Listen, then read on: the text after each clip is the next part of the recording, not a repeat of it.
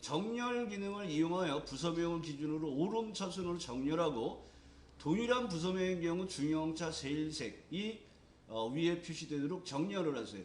근데 정렬을 할 때 주의할 점이 두 가지예요.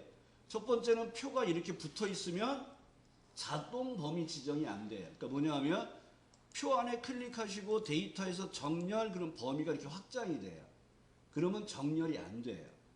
또 하나는 어디엔가 병합된 부분이 포함되면 정렬을 못 해요. 그래서 정렬 문제가 나오면 자동 범위를 지정하는 걸 하지 마시라는 거예요. 항상 범위를 내가 이 표를 가지고 정렬을 할 거야 하고 범위를 정확하게 잡으시라는 거예요. 그리고 데이터 탭의 정렬 명령에 들어가서 첫 번째 정렬은 부서를 기준으로 오름차순이잖아요.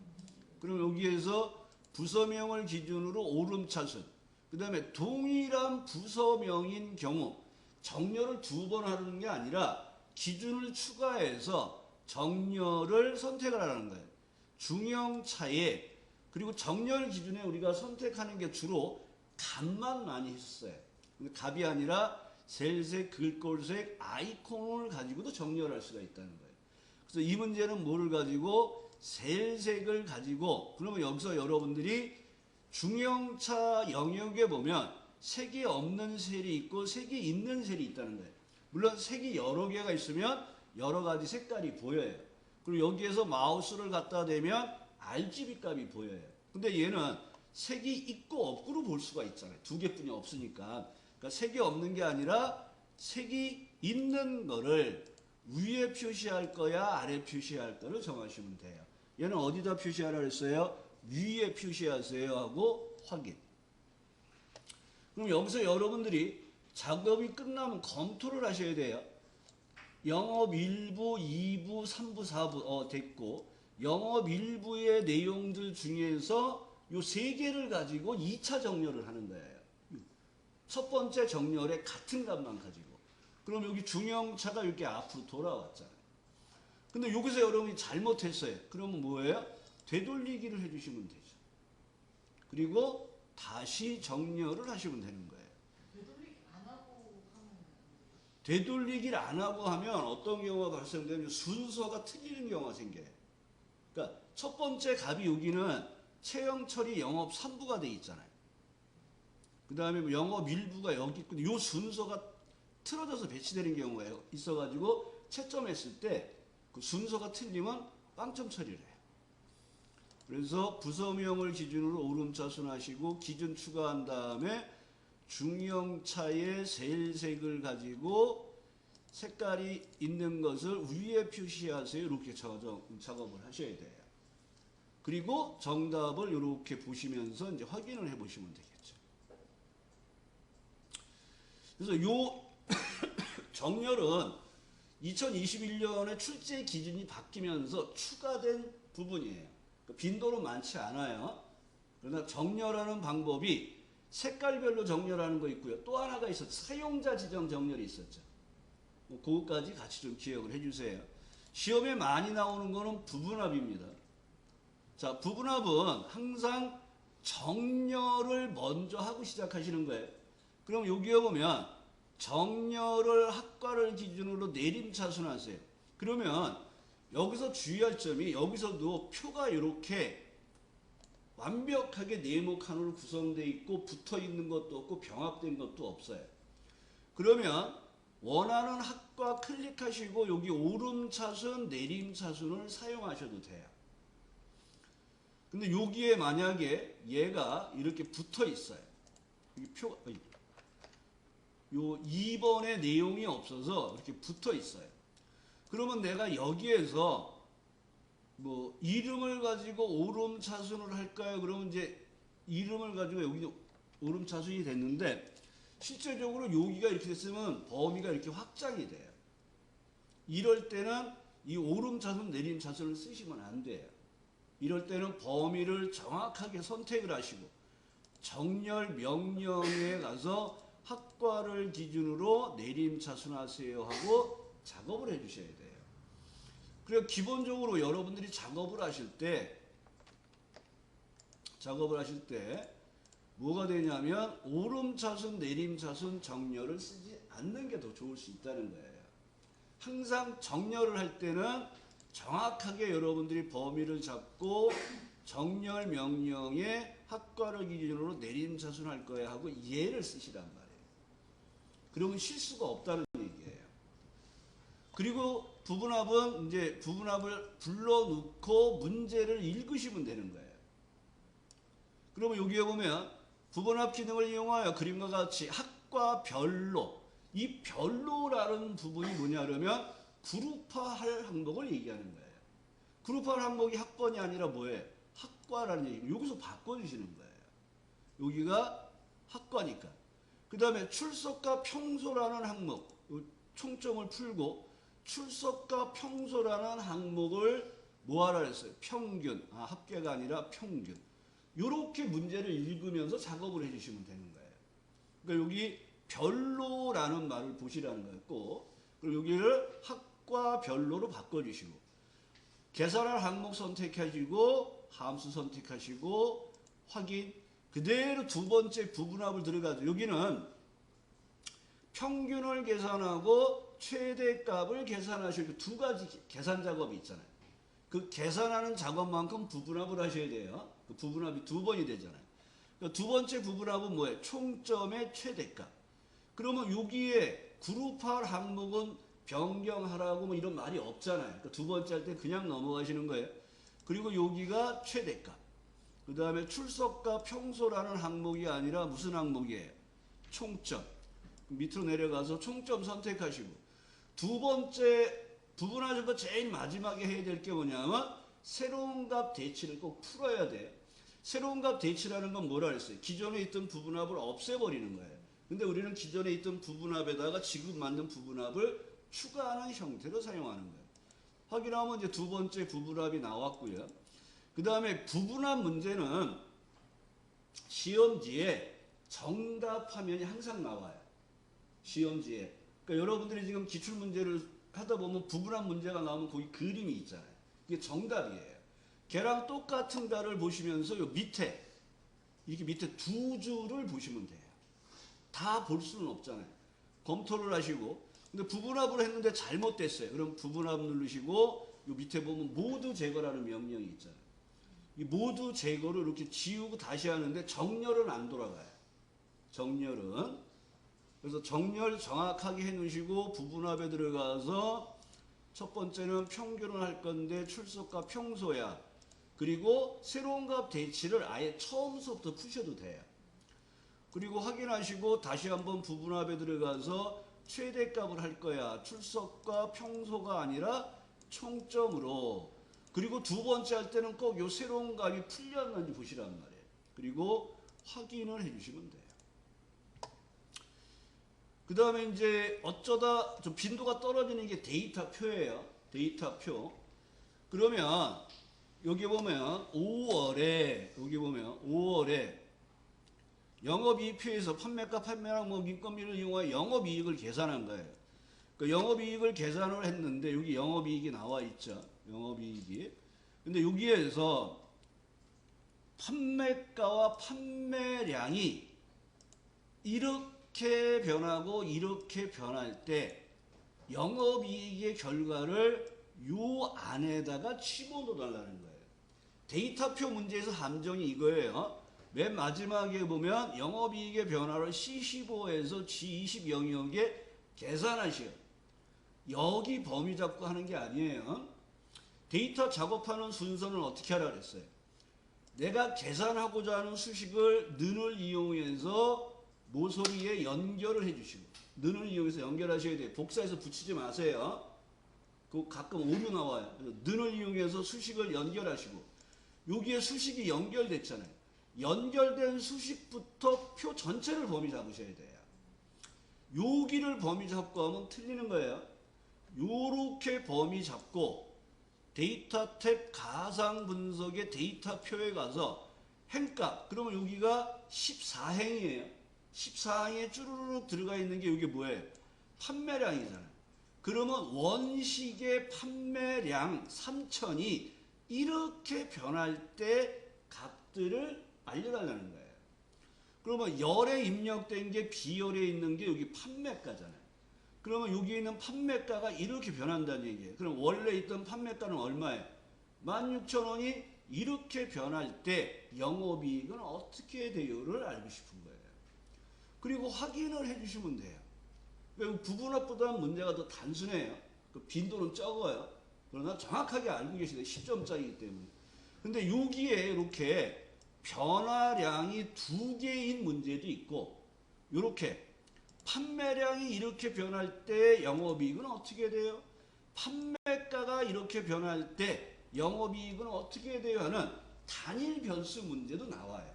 그러면 여기서 기억하셔야 될 거는 수식을 어디다 연결하냐. 여기는 칸이 빈 데가 하나뿐이 없잖아요. 그러니까 는하고 바로 연결하는데 얘는 두 개가 있단 말이에요. 그러니까 자꾸 여러분들이 위에다 해요. 밑에다 하셔야 돼요. 여기를 뭐라 그러냐면 저는 그냥 값 영역이라 그래요. 영업이익의 결과를 여기다 계산을 하라 그랬잖아요. 그럼 거기에다 집어넣으란 말이에요. 여기다 영업이익의 결과를 여기다 넣으라 그랬잖아요. 그럼 그 위에다가 연결을 하란 말이에요. 이게 데이터 영역이 아니라 값 영역에다가 수식을 연결하는 거예요. 능하시고 연결하시고 연결된 수식부터 표를 범위를 잡으란 말이에요. 그리고 데이터 탭 가상 분석의 데이터 표에 얘는 행값이 판매량이잖아요. 판매량이 3,000인데 3,000이 이렇게 변할 때 영업이익은 어떻게 되는가? 열의 입력값은 없는 거예요.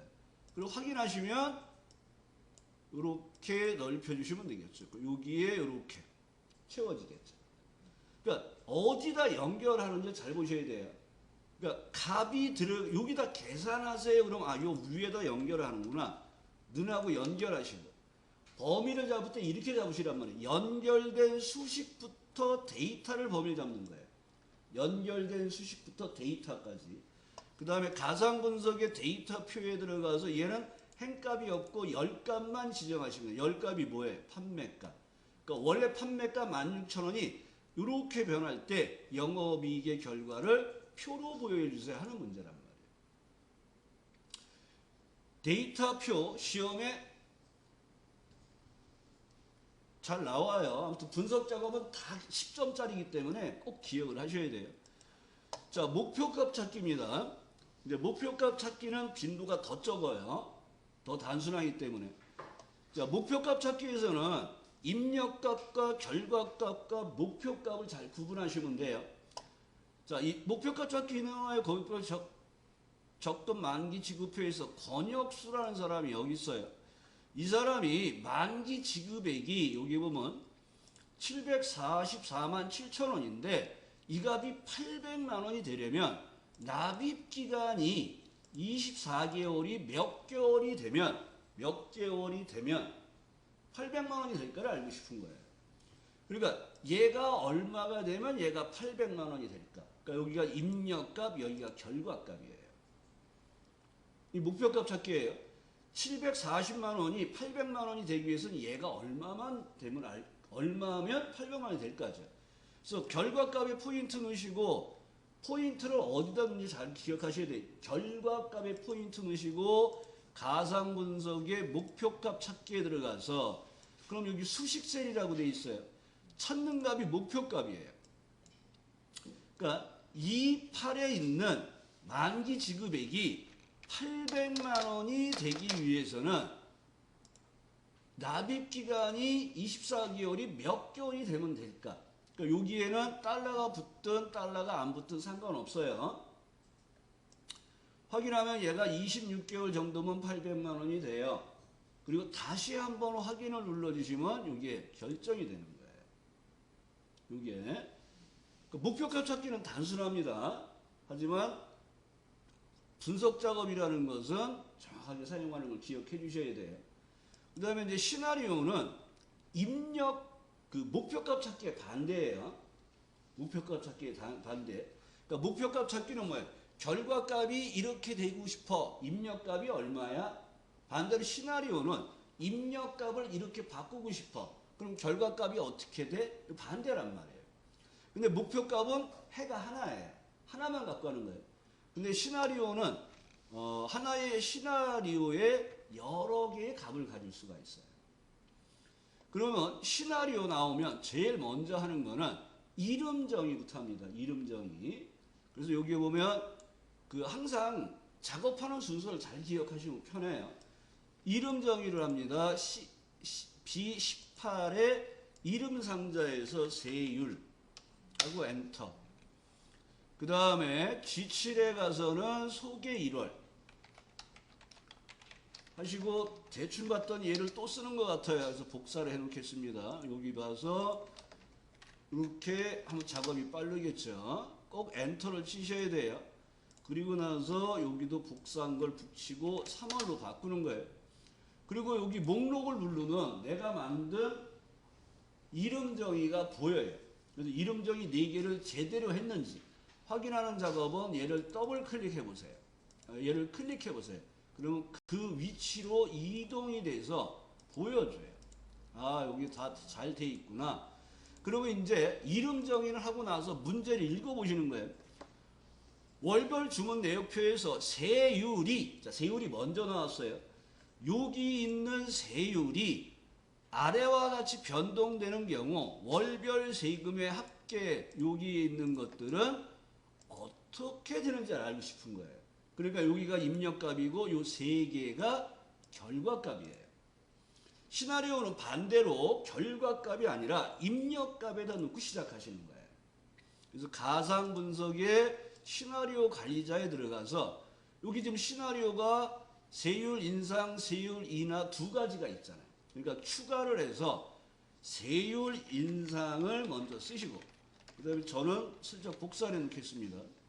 시나리오는 이름 쓰고 탭키 눌러서 입력 범위가 제대로 되는 여기서 꼭 확인을 한번 하셔야 돼요. 확인한 다음에 여기에 들어가는 값이 15%잖아요. 그러면 시나리오 하나 더 해야 되잖아요. 그럼 추가를 누르시는 거예요. 그리고 복사한 걸 붙이고 인하. 그 다음에 탭키 눌러서 꼭 시나리오는 이름 쓰고 꼭 탭키 누르세요. 그래서 입력 셀이 다시 한번 정확히 잡혔는지 보시고 확인한 다음에 9%라고 누르시고 그 다음에 이제 시나리오 두 개를 만들었잖아요. 확인하시고 결과를 뽑아내는 명령이 요약이에요. 요약에 들어갔더니 얘가 G7 하나만 잡았잖아요. 그럼 결과 셀이 3개예요. 떨어져 있잖아요. 떨어져 있으면 무슨 키 눌렀어요? 컨트롤 키. 클릭, 클릭. 그럼 3개가 선택이 됐죠. 요 순서가 문제에서 G7, G12, G16의 시나리오를 만들려고 했잖아요. 근데 여러분들이 얘를 여기 잡아도 똑같이 3개를 잡은 거잖아요. 순서가 바뀌고 빵점이에요. 그래서 문제에 나온 대로 클릭, 클릭, 클릭 이렇게 들어가요. 근데 아까는 절대 주소가 아니라 상대 주소였잖아요. 절대 주소가 상관하지 마세요. 우리가 작업하는 분석 작업에는 절대 상대 의미 없어요. 그리고 확인하시면 요렇게. 그러니까 기억하실 건 뭐예요? 요약이에요. 결과를 뽑아내는 게. 그럼 여러분들이 뭘 보냐면 이름 정의 3개를 이름 정의한 거 4개가 제대로 나왔는지 시나리오 2개가 제대로 나왔는지 변경되는 값을 내가 15% 9% 노정는 게 제대로 나왔는지 이걸 보시는 거예요. 그리고 마지막으로 봐야 될 게 뭐라 그랬어요?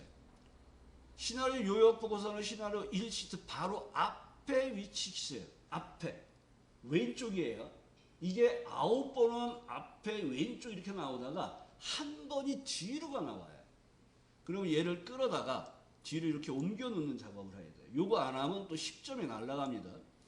그 다음에 또 여러분이 많이 질문하는 게 시나리오 결과가 잘못됐어요. 그러면 시트를 삭제하는 거예요. 통째로. 그럼 얘는 결과만 지워지는 거예요. 여러분들이 여기에 이름 정의 해놓은 거 그대로 있어요. 근데 내가 작업을 했는데 이름 정의에서 오타가 났거나 이름 정의를 안 했어요. 안 했으면 새로 하는 거고 오타가 났으면 수식 탭에 보면 이름 관리자가 있어요. 기억하셔야 돼요. 이름 변경할 때 수식 탭 이름 관리자에 가서 잘못된 이름을 편집에 들어가서 이름과 주소를 바꾸시는 거예요. 이름과 주소를. 그리고 시나리오가 지금 2개가 있잖아요. 그 시나리오에서 이름을 잘못 썼거나 주소를 잘못 잡았거나 값을 잘못 놓으면 똑같이 그냥 데이터 탭 가상 분석의 시나리오 관리자 들어가는 거예요. 그럼 여러분이 만든 시나리오는 안 지워졌어요. 그러니까 아까 결과만 지운 거란 말이에요. 그러니까 여기에서 편집에 들어가시는 거예요. 편집에 가서 이름 바꾸시고 입력 셀 범위를 잘못됐으면 여기를 또 수정하시고 값이 잘못됐으면 여기를 수정하시는 거예요. 여기는 제가 아까 뭐라고 썼어요? 15%라고 썼죠. 그럼 얘가 알아서 0.15로 바뀌어요. 신경 쓰지 마시고 15%로 다시 바꿔주시면 되겠죠. 그리고 결과를 뽑아내는 명령이 표시가 아니에요. 요약이에요. 요약. 요약 누르고 여기서 이런 경우가 있어요. 여러분들이 결과를 3개인데 하나만 잡았단 말이에요. 그럼 시트 삭제하고 다시 와가지고 시나리오 관리자 요약에 들어와서 여기만 다시 3개를 잡아주시면 돼요. 떨어져 있으면 뭐예요? 컨트롤 키를 이용해서. 연속돼 있으면 어떻게 그냥 드래그 하시면 되는 거예요. 그리고 확인하시고 결과를 뽑아내시고 그 다음에 얘가 앞쪽인지 뒤쪽인지를 잘 보시라는 거예요. 그래서 시나리오 요약이 작업하는 게 좀 많잖아요. 그래서 얘가 좀 잘 나와요. 그러니까 부분합, 시나리오, 그 다음에 통합, 피벗 요 4개가 많이 나오는 문제예요. 4개가. 그 다음에 피벗 보겠습니다. 자, 피벗은 여러분이 주의할 점이 아까 정렬하고 똑같아요. 정렬하고 병합된 부분이 있으면 안 돼요.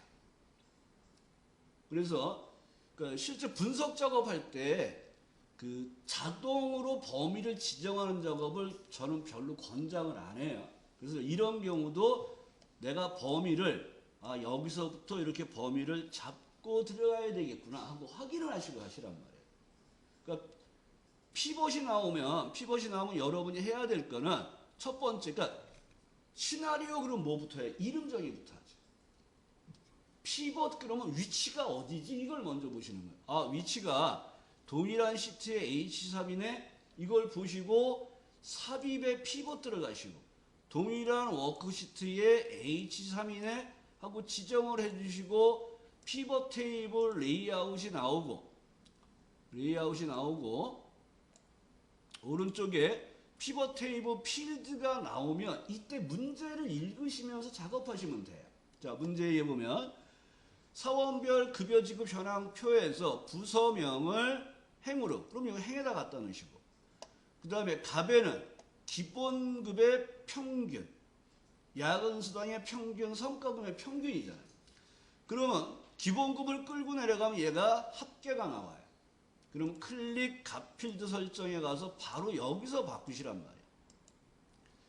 책에는 다 끌고 내려간 다음에 여기에 합계에서 마우스 오른쪽 값필드 설정 평균으로 나왔을 거예요. 여기서 하셔도 돼요.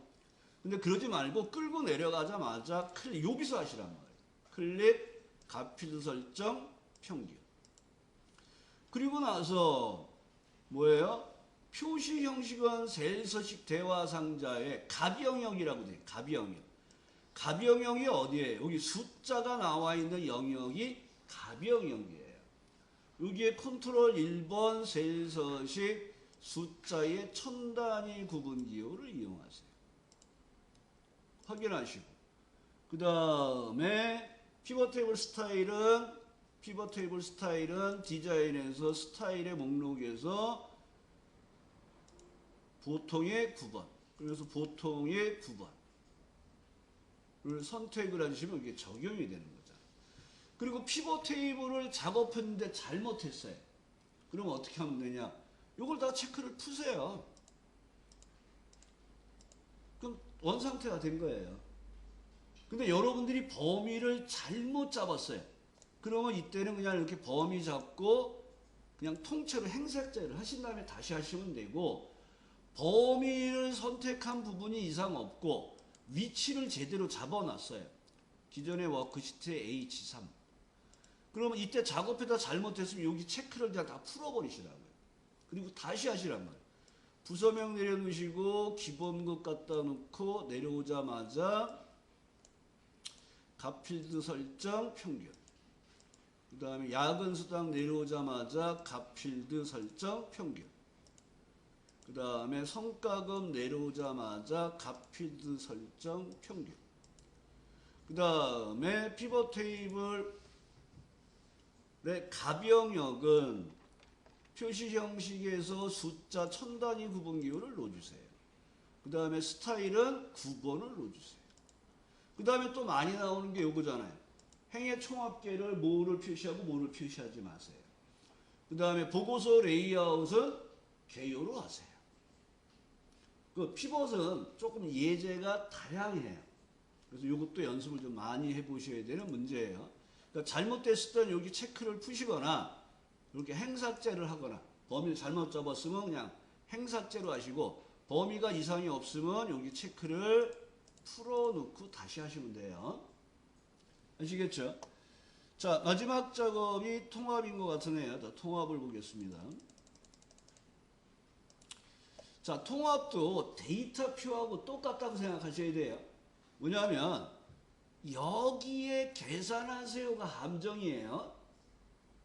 우리는 첫행 첫열에 있는 값들만 가져다가 통합할 거예요. 그래서 여기다 계산하세요 그러면 한 줄씩 늘리시란 말이에요. 여기서부터 이렇게. 그리고 항상 뭘 계산하는지를 먼저 처리하시는 거예요. 데이터 탭에 보면 여기 통합이라고 있어요. 통합에서 평균을 넣으시면 되는 거예요. 그리고 참조하는 표를 여기를 잘 기억하세요. 학과부터 전체 범위 잡았잖아요. 그럼 여기도 학과부터 범위 잡으시면 돼요. 추가하시고 여기도 학과부터 범위 잡고 추가. 여기도 학과부터 범위 잡고 추가. 그 다음에 항상 첫행 왼쪽료를 지정하시는 거예요. 그러니까 통합 작업을 할 때도 그러니까 데이터 표도 한 줄 한 열을 더 범위 잡고 하는 거예요. 주어진 문제에서 어디에 계산하세요 그러면 하나를 더 넓히시고, 그 다음에 통합에서도 어디에 계산해야 그러면 한 줄 한 열을 더 범위 잡아서 하셔야 된다는 거. 그 다음에 위에서부터 함수를 잡고 처리를 해주시면 되는 거죠. 잘못했어요. 그럼 여기 지우고 또 하시면 돼요. 범위 잡고. 통합에 들어가면 다 살아있어요. 그러면 잘못됐으면 삭제하시고 함수 다시 바꿔주시고 행렬 체크 안 돼 있으면 체크하시고. 이게 뭔 경우가 있냐면 행렬 체크를 안 해요. 그럼 이렇게 나온단 말이에요. 그럼 뭐 하면 돼요? 컨트롤 Z. 그리고 다시 통합을 들어가시면 돼요. 컨트롤 Z가 만능 키처럼 쓰면 좋은데 잘못하면 여러분들이 막 눌러 안 나올 때까지, 그럼 다른 거 작업하면까지 내용이 바뀌어요. 그래서 여러분들이 시험을 볼 때는 시트를 넘어갈 때 저장하고 넘어가셔야 돼요. 그래서 여기 같은 경우도 다시 통합을 눌러서 확인하시고 첫행 왼쪽면 체크해야지 하고 확인. 그 다음에 또 어떤 경우가 있었냐면 여기만 체크하고 들어가요.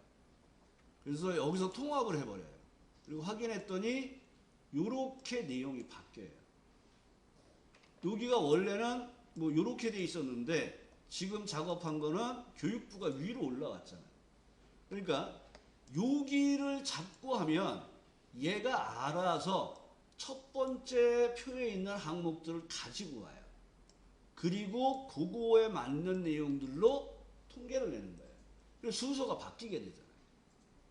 그래서 항상 범위를 이렇게 선택하고 작업을 한다는 걸 좀 기억을 해주시고, 잘못됐을 때는 여기를 지우고 다시 하는데 이 경우에는 언제냐면 합계나 평균이나 이런 통계를 잘못 잡았을 때. 그리고 검토를 이렇게 하시면 돼요. 지금 얘가 평균을 하는 거잖아요. 그리고 추가를 했어요. 그러면 얘가 맞는지 안 맞는지 궁금하잖아요. 그러면 여기 정보인증, 전기전자공학부, 여기 전기전자정보인증, 전기전자공학부 정보인증. 그리고 화면 아래로 이렇게 내려가 보면 여기 평균 개수 합계가 보여요. 평균이 1507이잖아요. 그럼 여기 와서 보면 돼. 1507. 오케이, 됐네. 하고 바로 확인을 하시란 말이에요. 그래서 내가 범위를 이렇게 선택하면 이 작업 표시줄에 상태 표시줄에 평균 개수 합계가 이렇게 보인단 말이에요. 아래에 범위를 잡으면. 그래서 간단한 합계나 평균값들은 제대로 됐는지 안 됐는지 알 수가 있어요. 그래서 검토를 하는 작업을 하셔야 돼요. 자, 이렇게 그 분석 작업 7개를 먼저 시간에